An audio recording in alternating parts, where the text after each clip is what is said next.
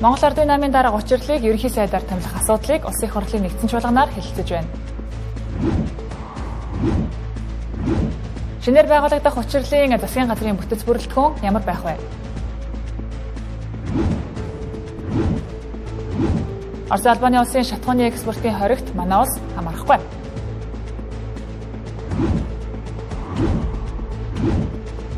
Нийт нарийн мэргэжлийн эмч нарын 70 гаруй хувь нь Улаанбаатар хотод ажиллаж байна. Оройн төргийн үзэгчдээ Тэнгэр телевизийн 7 мэдээллийн хөтөлбөр хэлж байна. Анхаарлаа хандуулна.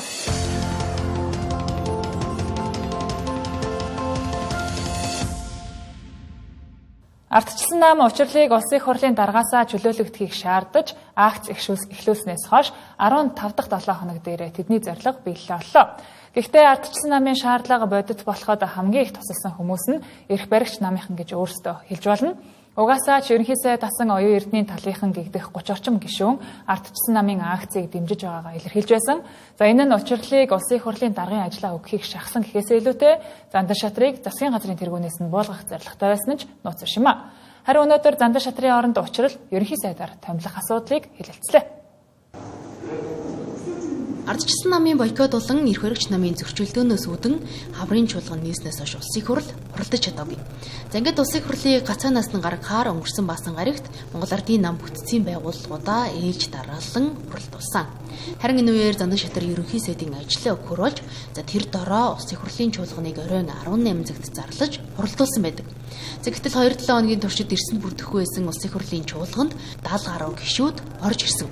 За ерөнхий сайдыг огцруулсан чуулганы хуралдааныг учрал даргалж байсан учраас ардчилсан намын 42 гишүүнээс ганцхан ч суугаагүй. За ингээд тэд ардчилсан намтай ардчилсан намгүй ерөнхий сайдаа огцруулсан нь эрх баригч намын хуваагдал ямар хэмжээнд байгааг баталж байлаа. Харин өнөөдөр Монгол Ардын намынхан шуурхайлж намын дарга улсын их хурлын даргаас нь чөлөөлж улмаар ерөнхий сайдад нэр дэвшүүлж байгаагаа төрийн байгуулалтын байнгын орон танилцуулж улсын их хурлаар хэлэлцүүллээ. Өнгөрсөн сард $688 байсан дизель түвшний үн яг энэ сард $1385 болж яг нэг дахин өссөн байна. Шатхууны үн бас өссөнтэй холбоотойгоор ард иргэдийн хэрэглээ тэр одоо бүх зүйл өснө, буур бухимдал бий болно. Энэ бүх зүйлээс болоод өнөөдөр энэ асуудал чинь нэлээд хүндрээд ирэх юм байна. Тийм ч учраас одоо энэ хүндрэлийг харсан учраас эдийн засагч ерөнхий сайд зандан шатар за ер нь энээсээ холдъё гэж бодсон байна. Ийм л одоо асуудлууд бий болох нь энэ дээр одоо ямар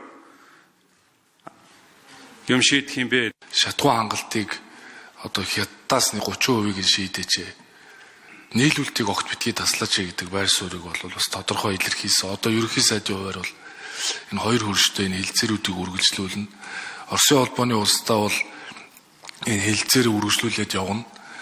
Мэдээж иргэдийн үнийн өсөлтөөс хамгаалахын тулд бол засгийн газар шаардлагатай гэж үзүүл бол зарим салбарт тодорхой татаасуудыг өгөх, үнийн өсөлттэй холбоотой аж ахуйн нэгжүүдийн эргэлтийн хөрөнгө дутагдж болцсохгүй байгаа бол эдийн засгаа илүү одоо халаах бодлого хэрэгжүүлнэ. Өнөөдөр улсын их хурлын чуулганаар засгийн газраас өргөн барьсан 2 хуулийг татсан байгаа. Эдийн засгийн өршөөлөний тухай хууль, 2 дахь нь стандарт техникийн зохицуулалт, тохирлын үнэлгээний итгэмжлийн тухай хуулийг татсан. Тэгээд энэ 2 хуулийг татаж сайжруулах төлөвлөгөөтэй татвуу эсвэл өмнөх ерөнхий сайдын одоо шийдвэрээр энэ хуулийг татвуу гэдэг энэ дээр асуулт байна. Эдийн засгийн эрх чөлөөний хууль яагаад татагдсан бэ гэвэл энэ хууль уг нь 21 хууль дагсан байсан тухайн үед. Тэгсэн чинь нөгөө яамдуудаа санал авч тойрсороод яам болгоо нөгөө хувийн эрх мэдлийн асуудлыг чинь эрх мэдлийн татаж авж байгаа ойлголт учраас ингээд нэг баахан санал өгсөөр байгаад сүүлдээ тэр зөвшөөрөл эдийн засгийн эрх чөлөөний хууль орж ирэхдээ хүүхд тасрах хууль гэдэг нэг хууль дагцсан орж ирсэн.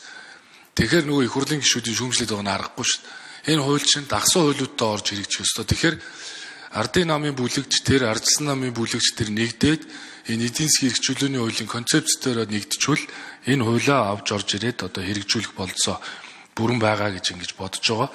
Монгол улсын 35 дахь ерөнхий сайдаар учрлыг томилох асуудлыг өнөөдрийн улсын их хурлын чуулганаар эцэслэх учиртай. За тэгвэл 17 цаг өнгөрч явхад ардчилсан намын бүлэг 1 цагийн завсарлага авч зулмаар бүлгийн хурлаараа нэр дэвшигч учрлыг засгийн газрын бүтцүүрэлтхүүний талаараа тайлбар өгөхөөр дууссан байдаг. За ингээд 18 цаг өнгөрч явхад ардчилсан намын бүлгийн завсарлага дуусч зулмаар ерөнхий сайдад нэр дэвшигч учрлаас улсын хурлын гишүүд асуулт асууж хариулт авсаар байгаа юм а. Гэж заасны дагуу засгийн Ийхүү ерөнхий сайд солигдох бүрд танхимаа хэрхэн бүрдүүлэх вэ гэх таамаг өөрдөг нь жам шахуу болсон. Мэдээж үндсэн хуульд заасны дагуу хэдэн яамтай байх, хэнийг сайдаар ажиллуулах зэрэг нь ерөнхий сайдын бүрэн эрхийн асуудал. Харин ямар намуудтай хамтрах вэ гэдэг нь анхаарал татаж байна. Зандаа шатрын засгийн газар ардчилсан намаас бусад нам урилга өгч хүн нам болон иргэний зэрэг ногоон намтай хамтарч ажиллаж байсан. Үндсэндээ үндэсний эвсэл хамтрахаас татгалзаж байсан. Харин удаа учрлын засгийн газар намуудад хамтрах хурлага хөрвүүлж эхлэегүй байна гэж намын дарга нь ярьлаа. Ардчилсан нам хамтарсан засгийн газраас хөгжснөөс хойш жилч болоог байна. За энд эргээд Монгол Ардын нам санал тавьсан ч засгийн газарт орж ажиллахгүй гэлээ.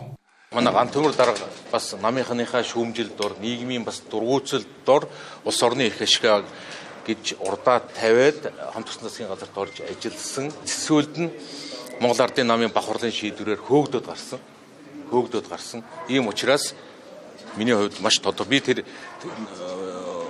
хамтарсан засгийн газрын үед ч гэсэн энэ бол зөв шийдвэр бишээ гэдэг байр суурийг байнга илэрхийлжсэн гишүүний хувьд энэ байр суурин дээр байгаа хөөгдөд тугдаад гарсан улс төрийн хүч нь одоо буцаж орно гэдэг бол зохисгүй.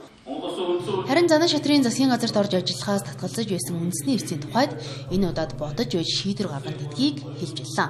Зарим их сурвалжуудын мэдээлж байгаагаар шинээр байгуулагдах засгийн газар 4 шадар сайтай болно гэх мэдээлэл өгье. За үүний нэг нь хүний хөгжлийн асуудал хариуцсан шадар сайт байхаар яригдж байгаа юм а. За энэ албан тушаал намтай иргшин очиж магадгүй гэх таамагч явж байгаа. За тэгвэл тэрээр надад санал тавьсан зүйл байхгүйч за хүний хөгжлийн асуудал хариуцсан сайт байх нь зөв гэж үзэж байна. Зандаа шатар дарга ерөнхий сайд болчоод бас адилхан асуудал тавьж ирсэн олон талаас нь л болсон. Улс төрийн талаас бодсон. Ажиллах чиг үүргийн талаар бодсон. Тэгээ улс төрийн дархлааны талаар нь бодсон. Олон талаас нь л бодсон шүү дээ. Тэгээд бодож эцэстээ шадар сайдын ажлаас татгалзсан. Тэгээ одоо учрал дарга яах юм байгаа харъя. Манай ч нөө эдийн засгийн одоо үзэл зарчмын хувьд илүү либерал бодлоготой гэдэг бүгдээрээ мэднэ. За энэ дэр бол нийцсэн. Харин 2024 оны улсын хурлын сонгуулиас хойш тасралтгүй засгийн газарт орж ажиллаж байгаа буюу за хоёр эрдэнэ болон Зандаа шатар нарын хамтарсан засгийн газарт ажилласан хүн нам энэ удаад за мөн засгийн газарт орж ажиллана гэх таамаггүй. За тэгвэл намын дарга нь дараах байр суурийг илэрхийллээ. Хүн намын хувьд бол бид нар шүүмжлэлтсэн чсэн хамаагүй ачаагаа үүрээд тэгээ нэг урагшлуулъя л гэсэн байдлаар ингээд явсан. Одоо харин бид нар дүнэлтэй. Тэгээ хүн намын зөвлөл бол хуралдана. Тэгэхээр бид нар одоо маш нухацтайгаар ярина. Тэгээ ярьж байгаа шийдвэр гарна. Хэрвээ ажил явахгүй бол тэгээ сайхан бүгдээрээ сөрөөл бие бинийгээ муулаад тэгэл явъя л та. Үгүй бол тэгэл ажиллаа хийцгээе. Харин Зандаа шатрын засгийн газарт орж ажилласан иргэний зэрэг ногоо намынхан энэ удаа учрлын засгийн газарт нэгдэх үү гэдг нь эргэлзээтэй. За учир намын дарга нь Батбаатар руу Батболдоо гэх маргаан одоо хэрн дуусах байгаа. За энд учрал өөрийн танхимдаа иргэний зэрэг ногоо намыг орж ажиллах урилга хөргүүлсэн ч за нэг сайдын судалыг хэн авах вэ гэдгийг ч маргаан дагуулж магадгүй байгаа юм а. гэж заасны дагуу засгийн газраас 2020 Хамтарсан засгийн газар байгуулагдсан 1.8 жилийн хугацаанд 3 дахь сайд нарын томилгоог хийх гэж байна. Угтаа бол хүн сэлгсэнж төрийн залгамж халаа үргэлжлэх учиртай. Гэтэл шинээр томилогдсон сайд нь өмнөх сайдынхаа хийсэн ажлыг үгүйсгэж оронгоор нь өөрчлөх шийдлийг ярьдаг нь өнөөдрийн дүр төрх болцоход байна. Энэ сэлгээний хохирогчид бор зүрхээрээ ажиллаж яваа алба хаагч ард иргэд болж байна. 2024 оны сонгуулиас хойш нэг жилч болоогүй оюун эрдэнэ засгийн газар унаж дагаад бүх яам тамгын газрын бүтцээ өөрчлөгдсөн. За энэ дундаас сайдлын судлаа авч үлдсэн гадаад харилцааны сайд Батцэг, эрчим хүчний сайд Чойжилсүрэн, сангийн сайд Жахлан оролцсон. Өөрөөр хэлбэл 2-3 яамдын сайд нар 3-4 жил доктортойгоор ажилласан байна. За харин хамгийн докторгүй байдаг нь байгаль орчны асуудал хариуцсан яам. 2008 оноос хойш 13 удаа сайдын албан тушаалыг сольжээ. За хөтөлбөр нийгмийн хамгааллын асуудлыг хариуцдаг яам яам 8, Батлан хамгаалахын яам 9 удаа гээд за дээд тал нь 13 удаа яамдын сайд нар солигдсон байгаа юм. За ингэж сэлгэх тоолонд тухайн салбарын бодлого чиглэл үндсээрээ өөрчлөгддгийн нэг жишээ хүнс хөдөө аж ахуй хөнгөн үйлдвэрийн яам болсон. 2024 оны 9 сард тус яамыг Дархан хот руу нүүлгэх шийдвэрийг гаргасан. Гэхдээ хот хөдөөгийн сэргэлтийн хүрээнд 2.4 тэрбум төгрөгийг гаргаж Улаанбаатар хотоос нүлгсэн. Дээрээс нэмээд 3.1 тэрбум төгрөгөөр Дарханд суурьсан яамны ажигчдыг орон сууцаар хангасан. Ингээд их хоёрын үед нийт 5.5 тэрбум төгрөгийг гаргасан байдаг. За гэтэл их хоёр эдийн засаг хөгжлийн сайтаар томилогдож за орондоо нотсон Бадамсран хүнс хөдөө аж ахуй хөнгөн үйлдвэрийн яамыг Дарханаас эргээд Улаанбаатар хот руу авчрах талаар ярьж эхэлсэн. Нэг үгээр их хоёр сайдын үед хэрэгжүүлсэн бодлого цаашид хэрэгжих хэсэг нь эргэлзээтэй болж ирсэн. За ганц яам тамгийн газарч биш төрийн өмчийн компаниуд хүртэл 3 дахь сайдтайгаа хамтарч ажиллахаар болж байна. За тухайлбал Монгол шуудан компаниг үүсгэх захирал 2 жилийн өмнө томилогджээ. За гэтэл энэ хугацаанд салбарын 3 сайдтай хамтарч ажилласан байна. За ингээд сайд солигдох тоолонд үйл ажиллагааны чиглэлд косметик засварыг оруулдаг. Ингээд арайхийн 2 жилийн дотор шинээр томилогдсон сайд нарын чиглэлд тааруулан ажиллаж эхэлтэл 4 дахь сайдтайгаа хамтарч ажиллахаар болсон тухайга өөрийн захин хуудаснаа бичсэн байна. За энэ бол засаг төрийн залгамж халлаа яаж үргэлжиж байгаагийн тод жишээ. За тухайлбал 10 аймагт долооны станц барих төсөл 2013 оны үед эрчимчдийн сайдаар сонин билег ажиллаж явах үед бүгд найрамдах Польш улсаас хөрөнгө оруулалт татах ажлаар эхэлсэн байдаг.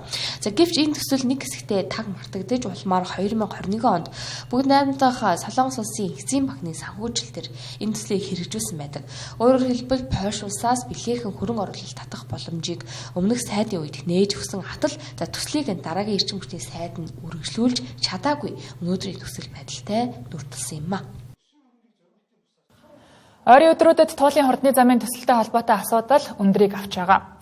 Туул голоо хамгаалъя гэсэн иргэдийн эсэргүүцэл нөгөө талдаа эрх баригч намд үүссэн эрх мэдлийн төлөөх талцал тэмцлийн шуурганд туулын хурдны замын төслийг жадлах эсэргүүцэж харлуулах замаар хотын дарга Нямбатарыг далимдуулан суудлаас нь буулгах гэсэн нүүдэлж давхар өрнөж байгаа нь нууц шимэ. Тэгвэл өнөөдөр төрийн ордонд ардчилсан намын бүлэг туулын хурдны замын сэдвээр нээлттэй хэлэлцүүлэг зохион байгуулсан бол харин хотын дарга Нямбатар төслийг дэмжигч иргэдийн хамтаар хурдны замын трасс дээр 50 жагсаал хийлээ. Туулын хурдны зам төсөл нь Улаанбаатар хотын төвчрлийг бууруулах 2030 төслүүдэд судлагдаж эхлээд 2013 оны 8 сарын 23-ны Монгол Улсын засгийн газрын хурдны зам баригдах талбайн солилцол батлах тухай 307 дугаар тогтоолоор анх батлагдаж байсан түүхтэй. Улмаар 2014 онд 4.34 км далан 1.36 км гүүр нийт 36 км замын тэзүүлэн урчилсан төслийг гүйцэтгэсэн байдаг. Тухайн үед Улаанбаатар хотын даргаар Батүл эдийн засгийн хөгжлийн сайдаар Батбаяр ажиллаж байсан байдаг. Өөрөөр хэлбэл хотын дарга Нямбатар энэ хаврал гинэд 500 тэрбум төгрөг засаж хүрээд хүч төрөн эхлүүлчих гэсэн ажил бишээ. Ингэж харагдуулах иргэдийн игдүүцлийг төрүүлэх, эсэргүүцлийг өндөр ахуулах сонирхол эрх баригч намын нэр бүхий улс төрчдөд бий. Яг ийм халуун сэдвд игдсэн үед ардчилсан намын бүлэг энэ сэдвээр нээлттэй хэлэлцүүлэг зохион байгууллаа. Энэ эсэргүүцэд гомдол яриад байгаа энэ хүмүүс чинь Улаанбаатар хотын хөгжлийг эсвэл Улаанбаатар хотын бүтээн байгуулалтыг эсэргүүцээг байхгүй юу? Байгаль орчинд нөлөөлж байгаа байдал нь яах юм бэ? Бид нар эцэд голгүй бол яах, усгүй бол яах юм? Ой модгүй бол яах юм гэдэг асуудал ярьж байна. 4 игнэ зам, 6 игнэ зам хоёрын чинь масштабын хувьд маш том ялгаатай юм шүү. Яах вэ гэхээр энэ 2 сая хүн амд заавалчгүй 6 игнэтэй тэр том замыг Улаанбаатар хотын байгаль орчин туулгын экосистем Улаанбаатар хотын оршин нөгөө байгаа орчныг дундуур нь тасалж юм хийнэдэг бол маш том урдаа юм гэдгийг хэлээд байгаа. Автомашин зам тавих тусам 1 км зам тавих тусам тэрэнд бол төвжирэл бий болдгоо гэсэн Торнадогийн их сургуулийн багш нарын гаргасан судалгаа байгаа. Тэгээ энэ зам чинь өөрөө энэ төвжирлийн асуудлыг нэгдүгээр шийдэх юм уу гэдэг асуулт байна. Тэгээ энэ одоо 32 км зам чинь энэ дэлхий дээрх хамгийн өндөр өртөгтэй зам болж байгаа шүү дээ. Яагаад гэвэл энэ олон баг нь орж байгаа байхгүй юу? Ардчилсан намын бүлэг зүгээр одоо бид хэдүүлээ хилцүүлэх хийх биш энэ ажлыг яг зогсоогоод дахиж одоо судлах шаардлагатай гэж би хэлмээр байна. За 13 онд бол 325 мянган машин байсан. Одоо 26 онд 804 мянга болсон учраас бид нэр 4 игнэг бол 6 игнэг болгосон. Нэгдүгээр асуудал. За 21 м хүртэл өндөр далангаар далан барих боломжгүй учраас төвийн хэсгийг бол 3.7 км бүрэн байгууламж болгосон. Үндсэн тараас өөрчлөгдөөгүй. 2024 оны улсын их хурлын болон аймаг орон нутгийн ардсан намын мөрийн хөтөлбөр дээр 118 дээр нь орон нутгийн туулын иргэн давах 1-р зэргийн тойрог замыг барьж байгуулнаа. Улсын хурлын сонгуул дээр сэлб туулын дагуух далан авц замыг барьж байгуулнаа гэд ардсан намын 2024 оны мөрийн хөтөлбөр дээр аль аль нь тусгагдсан байгаа. Энэ дээр бол улс төржөөгүй нэг номерын ач холбогдолтой төсөл учраас Батболд одоо архитектор докторийн зөвлөгөө анхны судлааг аваад бид нар бол энэ төслийг үргэлжлүүлээд судлааг шинжилээд ингээд бол барьж байгуулнаа гэж явж байгаа. Хэрэгтэй төслийг их хурал дээр ингээ оруулж ирээд улс төржүүлээд ингээ сууж ийн гэж харамсалтай байна. Одоо дараа нь яг юу болно гэж метроны төсөл орж ирэн дахиад ийм нөхцөл байдал үүснэ. 720 тэрбум төгрөгөөр баригдчихсан ажил дан далангаар явах юм бол туулгоор бүр байхгүй болно. Тэрнийг нь байгаль орчны үнэлгээг нь хөнгөлөхийн тулд гүүрэн байгууламж болгож байгаа. Байгаль орчны үнэлгээ нь нөлөөлөл нь харьцангуй багасах юм аа гэ. Тэрнийг ингээд баримттай сайхан тодорхой яриад өгөөч. Маш олон гишүүд жижиг төслөө хэрэгжүүл гэж хэлээд хахад логиктой хариулах хэрэгтэй байна. Орлого олдог төслүүдэд хэрэгжүүлж эдийн засгийн хөгжил явна шүү дээ. Ямар ч төлбөргүй зам бариад явах юм бол энэ бол зүгээр зарлага болол дуусна. 5,000 төгрөгөөр төлбөр авна гэж байна те. 25-аас 30 жилийн хугацаанд зардлаа нөхөхөр төсөл гэдгийг маш тодорхой хэлээд өгөл дөө. Хөрөнгө оруулалтыг өгөөж, хөрөнгийн өгөөж хэд байх юм? Ардчилсан намын бүлгээс зохион байгуулсан энэхүү нээлттэй хилцүүлэг маш богино хугацаанд зохион байгуулсан гэхэд олон талын төлөөллийг оролцуулахыг зорж иргэдэд нэг дор ойлгомжтой мэдээллийг хүргэх гэсэн үндсэн зорилготой байсныг үгүйсэх аргагүй. Зарим оролцогчдын хэлж байгаачлан том төслүүдийг урьдчилан олон нийтэд танилцуулах, ойлгуулах ажлаа тааруу хийснийг энэ удаагийн хилцүүлгээс харж болохоор байлаа.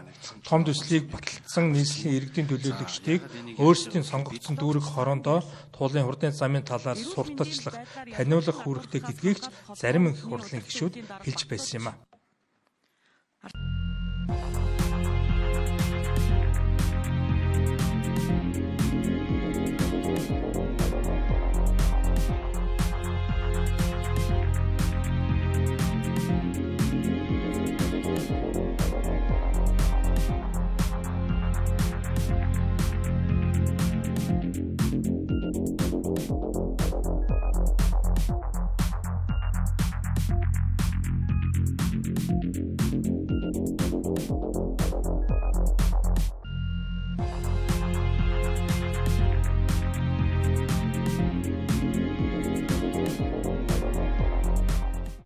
Доллар мэдээллийн хөтөлбөр үргэлжилж байна. Улсын хэмжээнд эрүүл мэндийн салбарт 60 мянга гаруй эмч ажилтнууд ажиллаж байна. Үүний 60 гаруй хувь нь Улаанбаатар хотод ажиллаж байгаа бол үлдсэн хэсэг нь Хөдөө орон нутагт ажиллаж байна. Хөдөө орон нутагт эрүүл мэндийн салбарт доктортой ажиллах хүний нөөц, нарийн мэрэгжлийн эмч нар хомсдолтой байдаг нь орон нутгийн иргэд эрүүл мэндийн тусламж үйлчилгээ авахд хүндрэл үүсгэдэг. Харин эрүүл мэндийн яамнаас хүний нөөц хомсдолтой биш, хуваарлалт буруу, эмч болон салбарын бусад ажилтнуудын харьцаа алдагдсан гэж үзэж байгааг хэллээ. Орон нутагт амьдарч буй иргэд мэдрэл, хавдар, зүрх судас гихчлэн нарийн үзлэг онцлогоо шаардлагатай бус үед заавал нийслэл хотыг зорих хэрэгтэй болдгоо. За ингэснээр оншоо тодорхойлж чадахгүй цаг алдах, замдаа хүндрэх, тохиромжтой эмчилгээгийг хийлгээгүй ах зэрэг асуудлуудаа тулгардаг байна.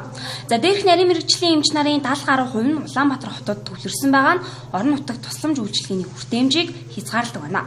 За энэ мэт орон нутагт эрүүл мэндийн салбарт ажиллах нарийн мэрэгжлийн эмч нар болон совилогчид дутагдaltaй, доктортой биш байгааг салбарынхан хэлж байна. Нийлүүлэг орон нутгууд бол совилогчийн дутагдал байдаг. Ер нь бол орон нутагт нэг мэрэгжлийн чиглэлээр 3 эмчээс дээш байж аймгийн мэрэгжлийн эмчийн баг болол бүрдэж ажиллах боломж өртөж байгаа. Нэг эмч болохоор мэдээж таах хүн харж байгаа тийм. Тэгэхээр хамгийн багадаа нэг 3 нэг мэрэгчтэй зөв судасны эмч 3 мэслийн төсвийн шоны эмч 5 6 гэж гэдэг юм ийм гэж байж тусламж боломж бүрдэж байгаа. Манай суманд бол хүний нөөц жоохон хомсдолтой байдаг. Ялангуяа их барих, их эмчнэр ер нь бол жоохон толгомдоод байгаа асуудал болж байгаа. Харин салбарын яамнаас эрүүл мэндийн салбарт хүний нөөц хомсдоогүй, харин хуваарлалт буруу байна гэж үзэж байгаа гэлээ. Тиймээс эрүүл мэндийг дэмжих жил 2027-гийн хүрээнд орон нутагт ажиллаж буй эмч эмнэлгийн ажилтнуудын нийгмийн асуудлыг шийдвэрлэхээр бодлогын түвшинд арга хэмжээ авч ажиллана гэлээ. тэгэхээр манай Монгол улсын хэмжээнд эрүүл мэндийн салбарын ажилчид хомсдож гэнэ үү гэж асуувал би бол үгүй гэж хэлнэ. Яагаад гэхээр 60 гаруй мянган ажилчнуудтай ийм бас томоохон салбар бол бас ховор байдаг. Гэхдээ энэ хүний нөөцийг яг зөв хуваарлж чадсан уу гэвэл би бол үгүй гэж хэлнэ. Яагаад гэхээр эмч зөвлөгчийн харьцаа болон дээрэс нь туслах мэргэжилтнүүд гэж бол байгаа. Тэгэхээр эдгээрийн бол харьцаа бол алдагдсан байгаа бол үнэн. Энэ дээр бас маш олон бодлогын асуудлуудыг нэгэн зэрэг бол ярьж зэгцлэх хэрэгтэй гэдэг нь бас ялцч ойлгомжтой байгаа. Бид нэр юу хийх вэ гэхээр зөвхөн одоо бодлогын хүрээнд хүний нөөцийн асуудлуудыг доктортой болгох яг ямар чиглэлийн хүний нөөц дутагдаад байгаа тэр талынхаа чиглэлийг илүү хөгжүүлэх энэ бодлогын ажлуудыг бас хийгээд явна гэж бодож байгаа. Нарийн мэргэжлийн эмч нар зөвлөгчдийн тоо цөөхөн харьцаа алдагдсан байгаа нь тусламж үйлчилгээний чанарт нөлөөлж байгааг салбарынхан хэлж байлаа. За Монгол улсад 10,000 хүнд ноогдох эмчийн тоо дунджаар 39 орчим байгаа ч энэ үзүүлэлт Улаанбаатар хотод төвлөрч зарим аймагт 1.5-аас 2 дахин бага байгаа нь хүртээмж хангалтгүй байгааг харуулж байна.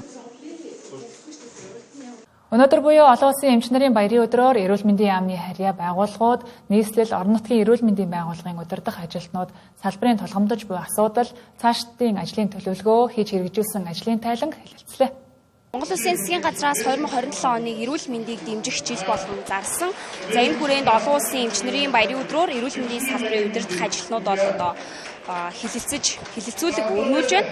За энд бол эрүүл мэндийн салбарын удирдах ажилтнууд зөвлөн за салбар дунд бол тулгамдж буй асуудал, за тэр дундаа хүний нөөц, за эрүүл мэндийн даатгалын сангийн асуудал, за эрүүл мэндийн салбар болон бусад салбар хоорондын хамтын ажиллагаа зэрэг асуудлуудыг бол хилэлцэж байгаа юм. За тэгэхээр энэхүү зөвлөгөөнийг зохион байгуулж байгаа зохион байгуулагчид болон за оролцож байгаа эрүүл мэндийн салбарын удирдах ажилтнуудаас за ямар одоо хүлээлттэй энэхүү зөвлөгөөнд оролцож байгаа талаар санал сэтгэлийг та бүхэнд хүргэе. Нийтдээ өнөөдрийн удирдах ажлын зөвлөгөөнд 21 аймгийн удирдах ажлын төлөөллүүд, за нийслэлийн харьяа 28 байгууллага, эрүүл мэндийн яамны харьяа байгууллагууд, за мөн эрүүл мэндийн яамны харьяа агентлагын удирдлууд 300 орчим хүний оролцогч нарын бүрэлдэхүүнтэй удирдах ажлын зөвлөгөө маань одоо маш амжилттай зохион байгуулалт ингээ үргэлжлээ явж байна. Одоо эрүүл мэндийн тусламж үйлчилгээний хууль эрх зүйн зүгээс ахис дэвшил гараасаа билээ. Эмс судлалын салбарын одоо тулгамдж байгаа асуудал нь бол эрүүл мэндийн тухай хууль болон эмнэлгийн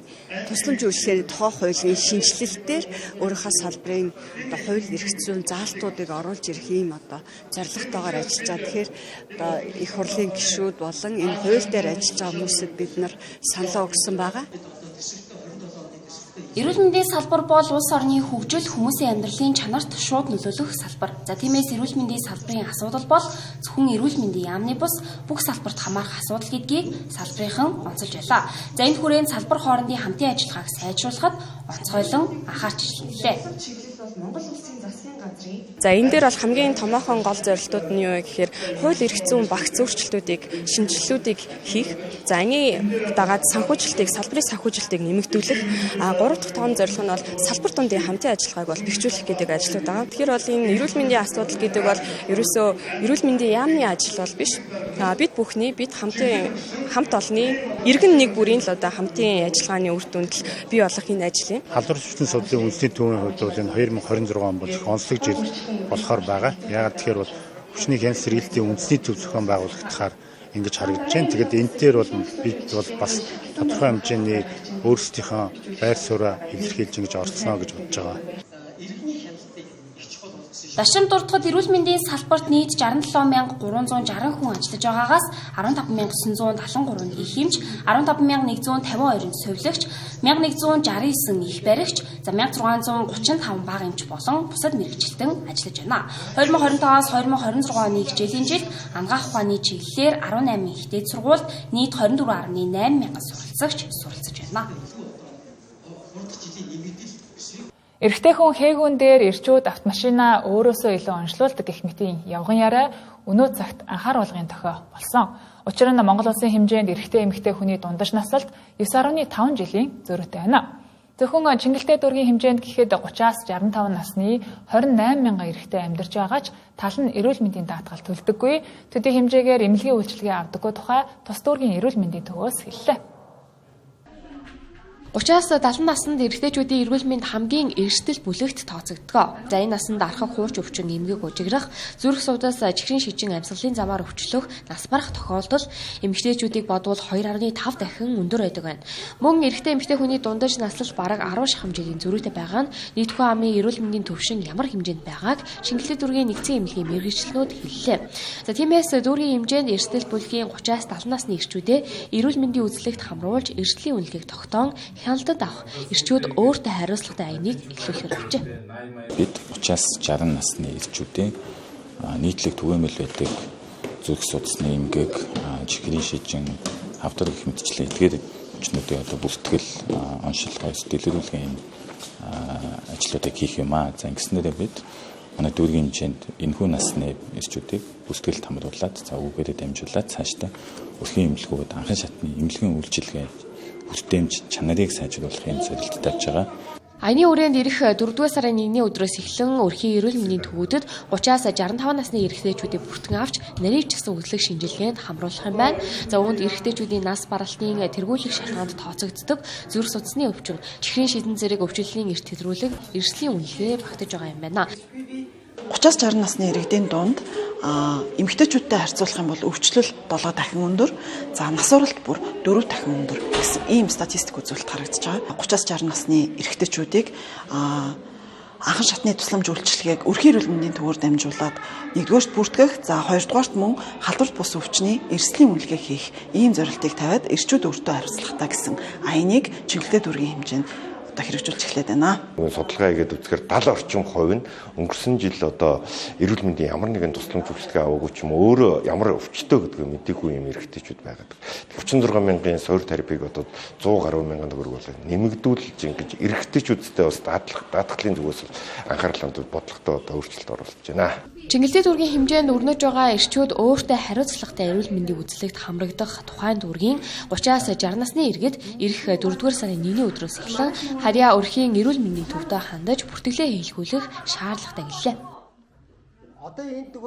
Манай улс сэргээгдэх эрчим хүчний эзлэх хувийг 2030 он гэхэд 30% хүргэх зорилт тавьсан. Үүнтэй холбоотой нарны панелтай айлууд үйлдвэрлэсэн эрчим хүчнийхээ илүүдлийг төвийн сүлжээнд нийлүүлэх боломжтой болсон.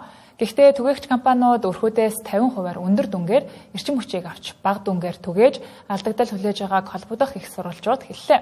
Нөгөө төгөөр сэргээгдэх эрчим хүч нийлүүлэх хэрэглэгчдийн тоо нэмэгдвэл түгээгч компани шугамшуулжээ, ачааллаа даахгүй цахилгааны доголдол үүсэх эрсдэлтэй гэлээ. Улаанбаатар цахилгаан түгээх сүлжээ төрийн өмчөд хувьцаат компанид сэргээгдэх эрчим хүч нийлүүлж буй 144 өрх 21 аж ахуй нэгж буй. Энэ нь өнгөрсөн оноос 2 дахин өссөн үзүүлэлт юм. Гэхдээ 2023 оноос хойш дээрх хэрэглэгчдийн 51-тэн эрчим хүч нийлүүлсэн 73 сая төгрөгийг олгоогүй байна. Учир нь хэрэглэгчдээс цагны хязгаараас шалтгаалan 1 кВт цаг эрчим хүчийг 285-аас 300 төгрөгөөр худалдан авч байна. Харин үүнийгээ төвийн сүлжээнд холбогдсон өрхүүдэд 160-аас 225 төгрөгөөр түгээж байгаа бөгөөд ойролцоогоор 50% алдагдал хүлээж байгаа юм. Энэ нь алстаа түгээгч компаниудад санхүү болон техникийн хувьд улам илүү хүнд байдалд орох эрсдэлтэй гэлээ. Энэ алдагдал болон үр төлбөрийг татвар төлөгчдөл барагдуулж байна. Тухайлбал энэ оны Улаанбаатар цахилгаан түгээх сүлжээ төрийн өмчөд хувьцаат компани төсөвт 1.5 тэрбумыг сэргээгдэх эрчим хүчний алдагдал үр төлбөрийг барагдуулахад тусгажээ. Сэргээгдэх эрчим хүч нь өөрөө уур амьсгал доктортой хөгжлийн хамгийн гол үндсэн хэсэг болж байна. Үлэмжийн ялгарлыг бууруулах гол шийдэл. Гэхдээ биднээс энийг зөв системтэй бодлоготойгоор хөгжүүлэх нь цаашдын урт хугацааны хөгжилдөө чухал ач холбогдолтой. За яг одоогийн байдлаар энэ маш олон энэ сэргээгдэх эрчим хүчний хөөсвөрийг дэмжсэн энэ нөхцөл байдлууд маань цаашдаа эрчим хүчний гормын системд өөрчлөлт оруулж ирнэ. За яг нартай буюу өдрийн цагт бол хэрэглээ маань багасаад ирнэ. За нар шингэснээс хойш ачааллууд огцон өсөөд энийг зохицуулах, маневрлах станцуудын хэрэгцээнүүд нэмэгдэж ирнэ. Энэ үед биднээс яах вэ гэдэг зовлон руу ахаа буцаад орох учраас энийг маш системтэй зөв бодлоготойгоор хөгжүүлэх нь цаашдын хөгжилдөө чухал ач холбогдолтой. 1000-аас 2000 өрх бол 2026 онд сүлжээнд залгадахаар төлөвтэй харагдаж байгаа. Тэгэхээр энэ зайлшгүй одоо эрчим хүчний зохицуулах хороноос энэ эрчим сэргээгдэх эрчим хүчний өсвөрөөс үйлдвэрлэж байгаа эрчим хүчний тарифыг бас бидний төгс сүлжээнд борлуулж байгаа эрчим хүчний тарифтаа бас уялдуулж ингэж өөрчлөлтүүдийг зохиолчлуудыг оруулж явахгүй бол энэ ирээдүйд үүсэх санхүүгийн өндөрлөлт байна. Тэнийг өндөрлүүлж бид бас нэлээдгүй тул орно гэсэн. Нийслэлийн цахилгаан түгээх шугам сүлжээний 50 орчим хувь нь 40 гаруй жил болсон насжилт дууссан. Сэргээгдэх эрчим хүчний их усрууд нь ямар ч тохируулгагүй учраас эрчим хүч нийлүүлж буй хэрэглэгчдийн тоо нэмэгдвэл шугам сүлжээ ачаалаа дийлхэ болж нийт өрхийн цахилгаан доголдох эрсдэл бий гэдгийг тэд хэллээ. Түүнчлэн элэгдсэн шугам сүлжээнүүд сэргээгдэх эрчим хүчийг дамжуулахдаа 10 гаруй хувиар дутуу дамжуулдаг байна. Орос Албаны улсын засгийн газар эх сарын 1-ээс 7 дугаар сарын 31-ийг дуустал шатхууны экспорттоо бүрэн хориг тавихаар шийдвэрлснээ мэдгдсэн. Энэ хориг арга хэмжээг авснаар нефтийн бүтээгдэхүүний үнэ тогтвортой барих, дотооддоо газар тариалан болон аяллаа оргил үеийн шатхууны хомсдлоос сэргийлэх зорилготой гэж тайлбарлаж байна. Харин хойд хөршийн дээрх хориг манай улсад хамаарах эсгийг албаны их сурвалжаас тодорхойллоо. Энэхүү хоригт Оросын албаны улсаас нефтийн бүтээгдэхүүн авдаг 80 гаруй орн багтжээ. Харин Евразийн эдийн засгийн холбооны улсууд болон Оросын албаны улсын засгийн газартай урт хугацааны хилэлцээртэй орнуудад дээрх хязгаарлалт үйлчлэхгүй аж. Манай улсын хувьд 2024 оны 9-р сард тус улстай бүх төрлийн шатхууныг тогтвортой нийлүүлэх гэрээг 5 жилийн хугацаатай байгуулсан учраас хомсдол үүсэхгүй гэлээ. Үүнээс гадна Оросын албаны улсын Роснефть компанитай 2022-оос 2027 оны хооронд АИ-92 шатхууны үн болон нөөцийг тогтвортой байлгах гэрээг давхар байгуулсан. Тиймээс энэ он дуустал АИ-92-ийн нөөц болон үнд үүсэх эрсдэл бага гэдгийг холбогдох албаныхан мэдгдлээ. Хэлцээ баталчих юм бол бас 5 орчим хувийн одоо нефтийн үнэн дээр бол бас бууралт буух юм нөхцөл байдал үүсэх байх. Энэ бол бид нар хүлээлттэй байна. Одоо газар нутгийн бүтээгдэхүүний үйлдвэрлэлийг эрчимжүүлэх, газар нутгийн бүтээгдэхүүний үйлдвэрийг нэмэгдүүлэх эрчимжүүлэх талаар тодорхой арга хэмжээнүүд авч хэрэгжүүлж байна. За үүний үр дүнд бол одоо бидний ширээгийн нефть боловсруулах үйлдвэр маань одоо гүйцэтгэл нь өнөөдрийн байдлаар 55% тавьж байна. Энийг бол цааш нь ушойлын эрчимжүүлэх шаардлагатай гэж ингэж үзэж байгаа. Улсын хэмжээнд сард дунджаар 220-оос 230 мянган тонн газрын тосны бүтээгдэхүүн хэрэглэдэг. Одоогийн байдлаар бүх төрлийн шатхуун 1-ээс 2 сар хэрэглэгдэх нөөцтэй байна гэлээ. Түүнчлэн Оросын албаны улсаас өөрөөр их үүсвэрээ нэмэгдүүлэхийн тулд Хятад болон Казахстан улстай нефтийн бүтээгдэхүүн авахаар хилэлцээр хийж байгаагаа холбогдох их сурвалжууд хэллээ. Хойд хөрш эх сард экспортлох шатхууны үнэ 55%-аар нэмэгдүүлсэн. Энэ манай импортлагч аж ахуй нэгжүүдэд алдагдaltaй ажиллах, цаашлаад иргэдийн амьдралд үнийн өсөлтийн дарамтаар шууд нөлөөлөх хүндрэл тулгараад байгаа. Тиймээс тус яамны зүгээс улсын хуралд өргөн барьсан газрын тосны бүтээгдэхүүний гайлын татварыг тэглэх асуудлыг засгийн газар хурдан хилэлцэх шаардлагатай байгааг мэргэжилтнүүд хэлж байгаа юм а.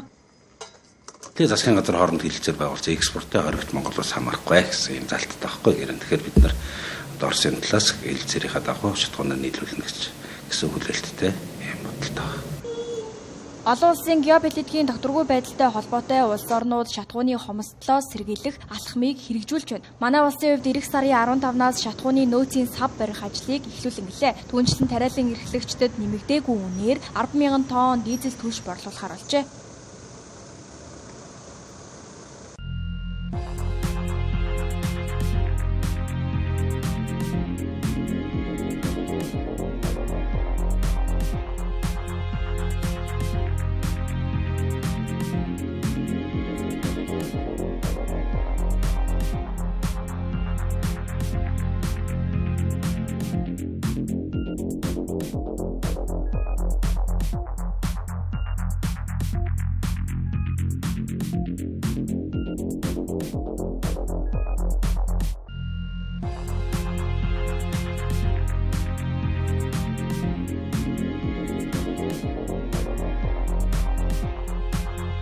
Мөнх цэцгийн гэр бие даасан үзэсгэлэн Монголын урлагийн зөвлөлийн Улаан гэр галерейд дэлгэгдэж байна. Энэхүү үзэсгэлэнд нүүдэлчдийн уламжлалт иргэншлээс суурин иргэншил рүү шилжиж байгаа үйл явцыг харуулжээ. Уран бүтээлч мөнх цэцэг нүүдэлчдийн ах уй соёлдоо өдөр тутам хэрэглэдэг эсгийг ашиглан орчин үеийн бүтээлүүдийг уралдгаараа онцлогтой юм а.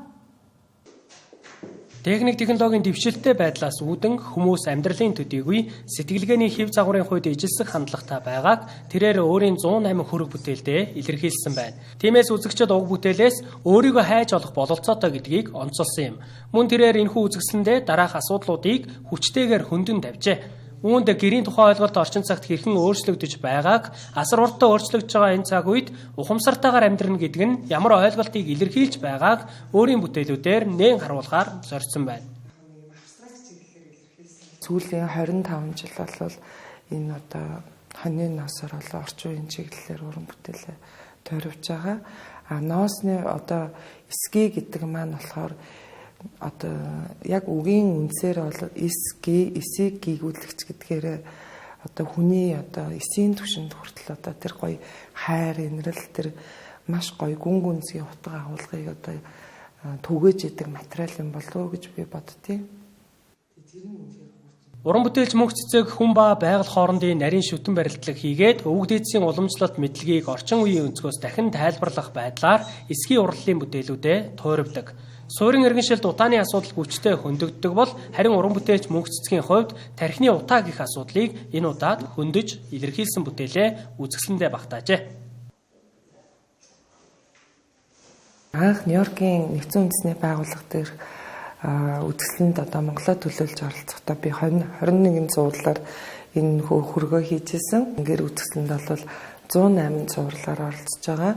Тэгээд ер нь бол хүн гэдэг маань бол ер нь мөн чанарынхаа хувьд сүнслэг байдлынхаа хувьд одоо ер нь бол бас энэ оюун сэтгэлгээнийхээ хувьд бол өөрөө бол ер нь бол онцгой гэсэн утга санааг бол энэ бүтээлдээ шингээх зорьсон. Түүний үзэсгэлэнгээс нүүдэлчдийн амьдралын дөрвөн улирлыг түүний өнгөөр илэрхийлэгдсэн бүтээлүүдийг харах бололцоотой. Тэрээр мөн хүмүүсийн сэтгэлийн дайддах бодлын зөрчлийг нээн харуулахаар зорьсон байна. Түүнчлэн хоошид уламжлалаа хадгалан авч үлдэх нь чухал юмаа гэсэн санааг үзэсгэлэнд дэлгэсэн бүтээлүүддээ зангидсан байна. Тэнгэр телевизийн 7 мэдээллийн хөтөлбөр өндөрлөж байна. Анхаарлаа тусанд баярлалаа.